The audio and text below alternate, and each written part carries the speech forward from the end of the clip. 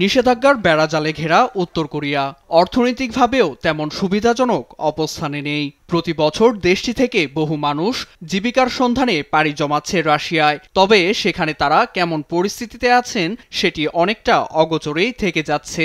এ নিয়ে মঙ্গলবার প্রতিবেদন প্রকাশ করে বিবিসি।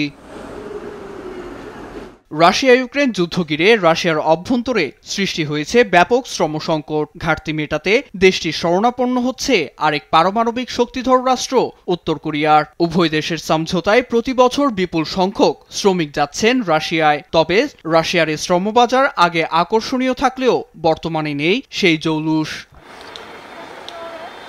নেই নির্দিষ্ট কোনো কর্মঘণ্টা, বছরে মাত্র দুদিনের ছুটি।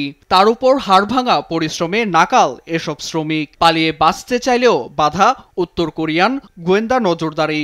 লয়্যালটি ফিসের নামে নামমাত্র মজুরির বড় অংশই জমা হচ্ছে নিজ দেশের রাষ্ট্রীয় কোষাগারে। এতে নিজ ও পরিবারে অবদান রাখতে পারছে না তারা। এমনকি দেশে ফেরার আগ পর্যন্ত মিলছে না পারিশ্রমিকও। অন্য দেশের শ্রমিকদের চোখেও অবজ্ঞার পাত্র তারা। এ যেন এক খোলা কারাগার।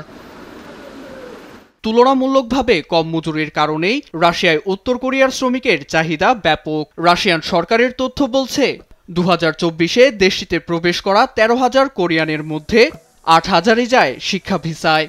এই কৌশল মূলত জাতিসংঘের নিষেধাজ্ঞা এড়াতে। দক্ষিণ কোরিয়ান এক গোয়েন্দা কর্মকর্তা জানান, চলতি বছরই রাশিয়া নেবে 50,000-এর বেশি শ্রমিক।